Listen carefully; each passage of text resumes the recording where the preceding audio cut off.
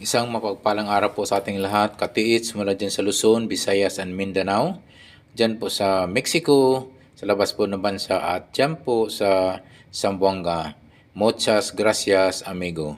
Bago po ako magpatuloy sa pagdikod at ito po ay mayroong pinadala po sa atin na isang picture po ng isang hugis turtle o pagong po na pinadala po nating treasure cottage po natin na ito yung nagpapatulong po sa pagdikod at sa pag-analisa.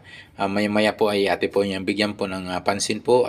I-decode po natin yan at i-analyze kung ano po yung mga dapat pong gawin ng ating katiis na ito yung nagpadala po sa atin.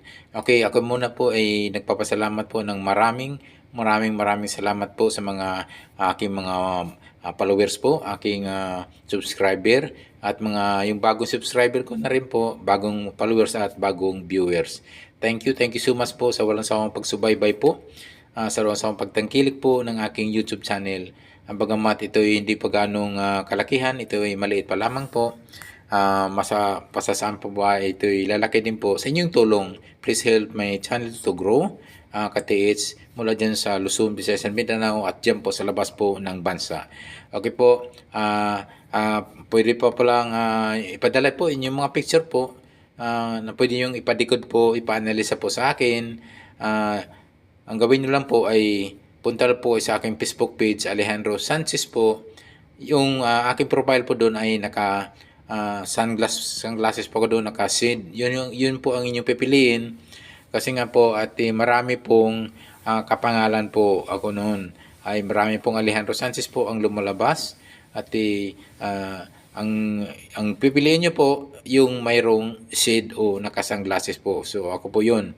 I-check nyo po at nakikita nyo man po ang mga marami na pong nagpapadala po ng treasure marker, signs and symbol po sa akin at ito naman po sila pumasok. Ang gawin nyo po ay dapat at least print po tayo. Pwede nyo i-add print muna bago po nyo ipadala po yung mga picture ng treasure markers, treasure sign, treasure symbols po na pwede nyo ipadikod po at ipa-analisa sa akin mga katuits.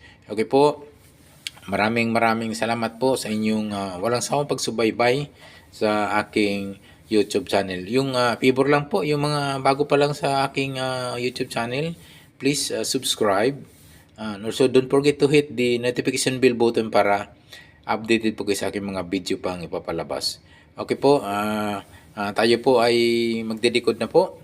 So ito po yung pinadala po, isang legit pong treasure marker na hugis pagong o tinatawag na turtle mga katids. So ito po, ito mga katids ay yung isang turtle markers ay ito po ay madalas na ginagamit po ng Japanese soldier mga katids. Ito po tingnan nyo po kasi nga ang turtle po ay isang positive item po yan mga katids. So, naalala ko mga katids, mayroon tayong katids na nakakuha niyan at itong turtle na yan, yung nakunan po noon ay nasa tubig po yung turtle na medyo may kalakihan na bato na hugis turtle at yung isang turtle na maliit nandun sa lupa.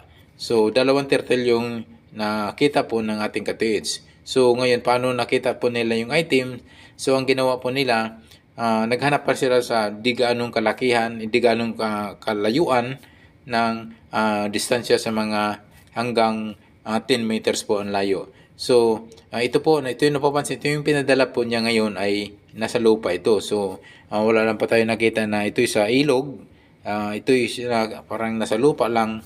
Posible po ito yung nasa hindi sa bandang ilog. So, yung pong nakakuha po na ito'y nasa ilog po, yung pinaka malaking turtle po. So, ang ginawa po noon, ito'y nakita po nila yung coordinated markers, yung countersign na may turtle din na medyo maliit na kaliitan na bato at yung item po ay nakuha nila doon po sa may punong kahoy. So, paano po yun? Paano yun bakit sa punong kahoy po?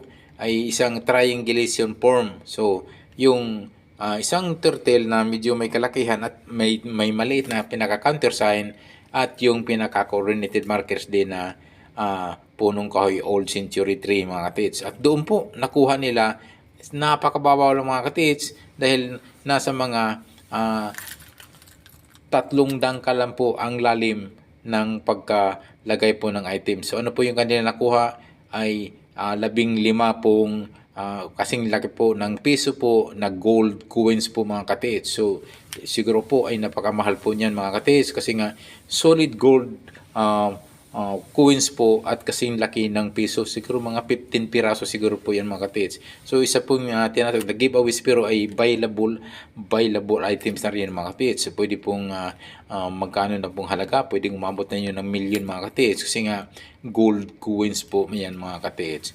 Okay po. So ang turtle, ang pagong na markers ay isang positive item yan mga katis. Ang gawin niyo lang po ay i-detect po yung mismong paligid po niyan hanggang distance hanggang 10 meters po mga katis.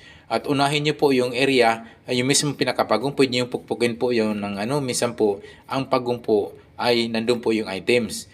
Pukpukin niyo po ng maso o martilyo yung pinaka markers na medyo may kalagayan na pagong at possibly po na nariyan po rin yung items. May tinatawag na rack enclosed item yung mga markers na yan mga katiits. So ito po yung unang direction po ang inyong tutunguhin katiits at sana po nasundan po ng ating katiits na nagpadala nito.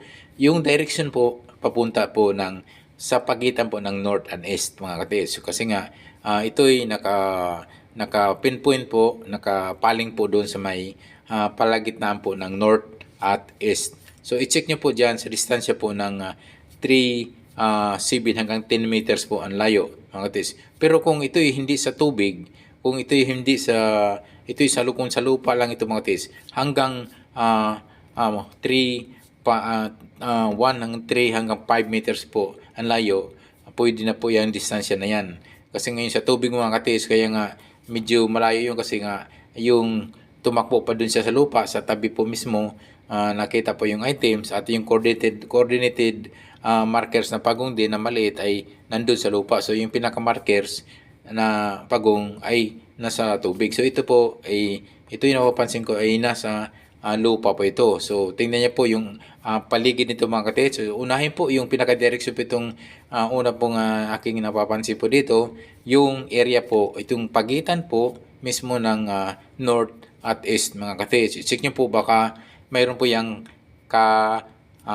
coordinated markers o tinatawag na countersign markers mga katits. So, pwede pong maliliit po na bato dyan o pwede pong o hugis pong turtle o pagong na ito yung ginuhit po sa isang maliit na bato or minsan po ay mga century-old tree na ito'y inukit sa puno mga katiis na mukhang pagong mga katiis. So, ito po naman mga katiis, yung reverse niya mga katiis ha, kasi nga ang mga treasure pointers po ay magaling po ang mga Japanese niyan.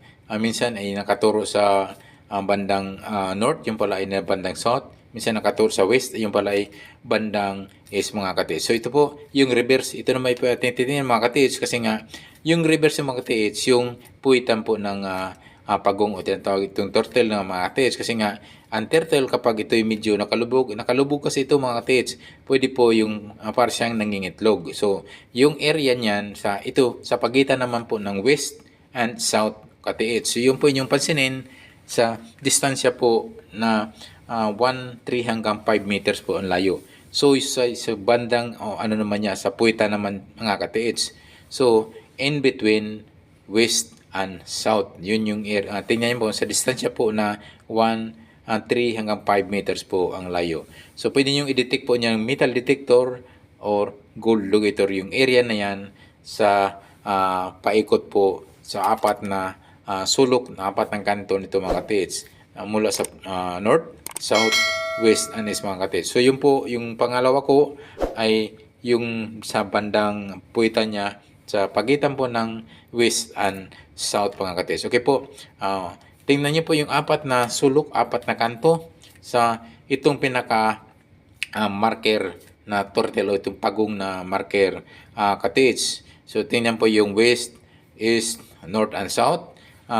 Baka po mayroon niyang tinatawag na coordinated markers. Sa pagong kasi mga ka-TH, ito'y positive po yan na mayroon niyang coordinated markers. So madalas po kasing mayroon nang nakakuha po na mayroong kaakibat na coordinated markers o tinatawag na countersign markers. At alam niyo mga ka-TH, kung saan po yung pinaka-countersign so kung saan po yung pinaka-coordinated marker sign ay nandoon po yung item mismo.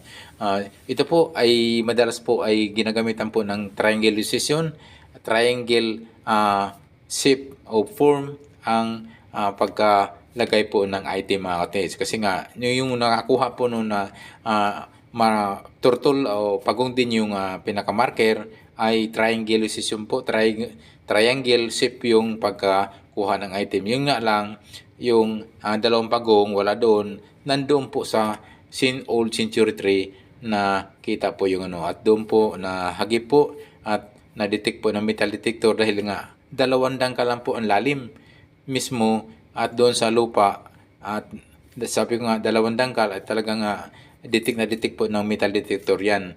So doon po nga nakuha nila yung 15 piraso na gold coins na kasing laki po ng piso at makapal pa dun sa piso na yung malaking piso po natin. So yan po, titingnan nyo po yung apat na sulok po. At apat na sulok ng itong pinaka at markers na turtle of pagong mga dates mula sa east 135 meters, west 135 meters din, north 135 meters, and the south 13 hanggang 5 meters din. I-check nyo po baka po mayroon po yung mga tinatawag na counter sign o counter markers mga ka-TH. Yun po ay isa po yan sa mga strategy na mga Japanese po na ito po ay madalas po at ito po ay sigurado po ko na ito ay isa pong legit na markers at ito po ay gawa po mismo ng Japanese po kasi nga ang Japanese po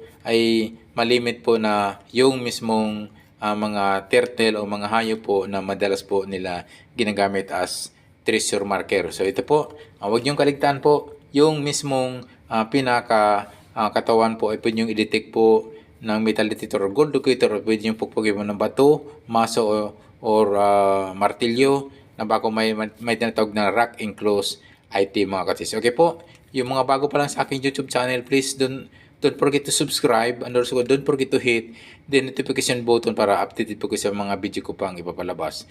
Thank you so much for watching. Ka-TH, God bless us always.